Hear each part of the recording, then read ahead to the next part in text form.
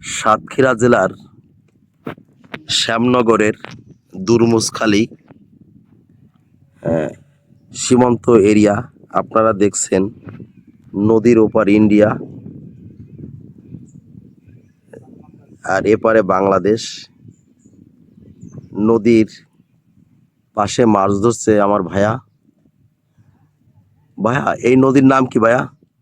নদীর নাম কালিন্দী নদী। কালিন্দী নদী। আপনি কি মাছ ধরতেছেন এখন?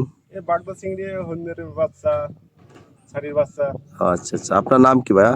সুরাজ মন্ডল। সুরাজ ভাই। সুরাজ ভাই, এই এই শ্যামনগরে কিছু কথা বলেন। এই বর্ডার এরিয়ায় আপনারা কিভাবে জীবন যাপন করেন? এই মাছ ধরে আমরা জীবন যাপন করি। ও আচ্ছা, এখানে ইন্ডিয়া বাংলাদেশে কোনো ঝামেলা হয় না নাকি? না না, কোনো ঝামেলা নেই, কোনো ঝামেলা নেই, সুন্দরভাবে জীবন যাপন করেন। সুন্দরভাবে জীবন যাপন করি। অন্যান্য সবাই যে দেখি মাছ মারতেছে, ওরা কি মাছ মারতেছে? ওই সবই একই মাছ, এই বাগদার বাচ্চা, ছাড়ির বাচ্চা। কেমন পান? এই ওই 150 করে পাওয়া যায় ছাড়ির বাচ্চা। কেমন দাম? একটা ছাড়ির দাম 250 টাকা। আচ্ছা আচ্ছা, এসব নাকি না, কামড় টামড় নেই। ইন্ডিয়ালারা কোনো ঝামেলা করে না? না, কোনো ঝামেলা নেই। ও আচ্ছা আচ্ছা, আমি একটু দেখানোর চেষ্টা করছি এই যে মিনি সুন্দরবন, কত সুন্দর সারিবদ্ধ ভাবে বাংলাদেশের এপার আর হ্যাঁ, নদীর ওপার হচ্ছে ইন্ডিয়া।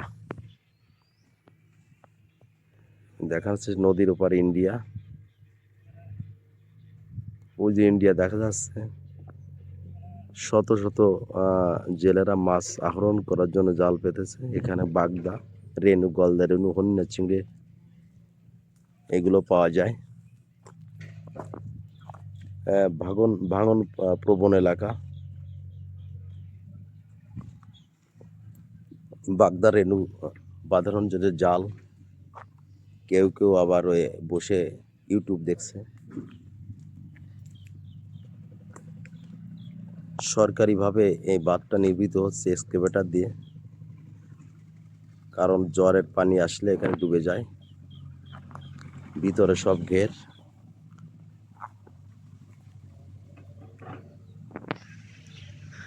তো এই মুহূর্তে আমি দুরমুসখালী বর্ডারের পাশ থেকে আমি বিদায় নিচ্ছি। আমি অঞ্জন কুমার রায়।